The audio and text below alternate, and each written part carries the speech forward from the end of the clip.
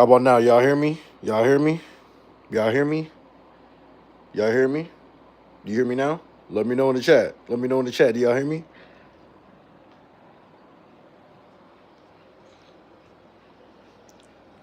Hello, hello, hello. Do y'all hear me? Let me know in the chat. Y'all hear me? Top in the chat. Cool. There we go. Now we're cooking. Now we're cooking. Now we're cooking. All right, y'all. So I got about 5 minutes, but look, I wanted to come in and talk about something that I'm passionate about. So if anybody knows me, you know me for the real estate guy. They know me for the funding guy. So what I do is I help real estate investors be able to get access to capital so they do not have to stress about losing their savings and they can be able to close more deals faster, right? So that could be in the form of SBA loans, business lines of credit, business credit cards, whatever the sort. I'm the guy to be able to go and do that, right? Yeah, my bad about the word. No, bro, it's all good, baby. We good, baby. It's good, man. What's his family, bro? We all. I don't, man. I'm not one of these softies, bro. It's all good, right? So just to be, I mean, I've been talking for the past 5 minutes and nobody heard what I was saying. That's crazy, right?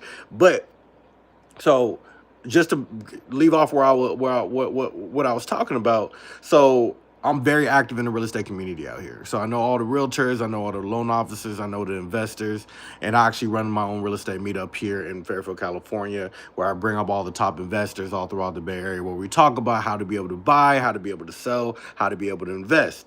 Um, and this past weekend, I went to the biggest real estate meetup in the Bay Area for the San Francisco Bay Area. It's called the SF Bay Summit. I actually saw it as the Super Bowl of all real estate meetups because everybody there, or like a majority of the people there, are the same people who went to a lot of the meetups all throughout the area. And that's what I've been doing over the past year, is focusing on how I could be able to build my brand, how could I build partnerships, and then also, of course, be able to build my business in the form of clients or however the sort. So when I went to the SF Bay Summit, I told myself, look, this is never a point where I'm going to go in and try to be able to, okay, find clients, right? But it's more of how am I going to be able to provide value? That's what it's about, all right? All right, so it's called the SF Bay Summit. Let me know in the chat whoever's coming in, where y'all coming in from, because I'm actually very curious. I want to know if if my subscribers are from the San Francisco Bay Area. If you guys are somewhere else, let me know in the chat though. I love to hear it. Right. So here's some of the big takeaways that I've gotten from this meetup. Right. So the biggest takeaway is that our biggest deal, our best deal, a lot of times is going to be the deal that we do not do. Our best deal is oftentimes going to be the deal that we do not do. So what I mean by that? A lot of times there might be new investors. There might be investors who haven't done a deal in a while and they're thirsty. They thirsty. Their mouth is watering for a good deal, right? Or any type of deal, right? And because of that, they force themselves to buy a bad deal. And when you buy a bad deal, not only are you risking putting more time in, but you're looking to risk more money. You might lose your shit. You might lose some money that you do not plan on losing. You might lose your savings, right? And because you're stuck in, it's not an easy out. People lose a lot of money getting into bad deals because they let their emotions get the best of them, right? So the best thing to do is to have some type of criteria and stick to your criteria. Don't think, oh, I have to get into this deal. It's kind of like trading in the stock market. Not every day is going to be a good day to trade. Sometimes you got to say, you know what, today's not the right one. This is not the right deal. Let me go on to the next one. The next biggest takeaway is, look, sometimes people feel stressed. Like you go to a big networking event, you might want to try to talk to every single person there, right? You're gonna feel like, look, I spent $1,000 for this ticket. I'm gonna meet every single person. I'm gonna shake hands. Yes, you should be focused on meeting people, but your goal should not be meeting every single person there. Otherwise, you are going to get burnt out. Look, especially if it's a multi-day event, you're not gonna catch me all day, every day on my feet, shaking everybody's hands. Cause let's be real. You're not going to you're not gonna one, you're not gonna be able to have the time or energy to do it, but then two, you're not gonna follow up with every single person. You're not gonna do it.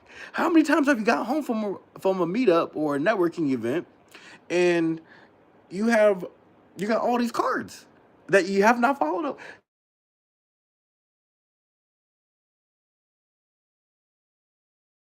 I got a stack of cards right over there that are this thick that I still haven't followed up on.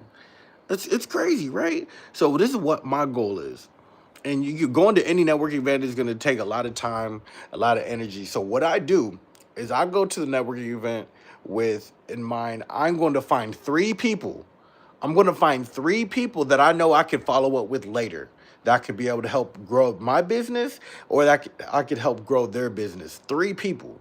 That's it. If I can find three people and commit to following up with those three people after the meetup, then I know that it was a success. Okay. Um, three people.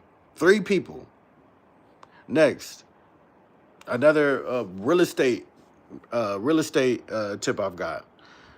So with real estate, it's feast or famine. Feast or famine.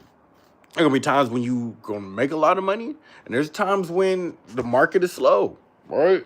It's because real estate is in a cycle. When it's down, when it starts going down, right? Let's just say that you're investing in multifamily. Look, when interest rates increase, you're gonna have to pay more out of pocket or pay more to be able to keep up with the mortgage, and your cash flow is going to decrease. What are you going to do during that time if you're living off of that cash flow?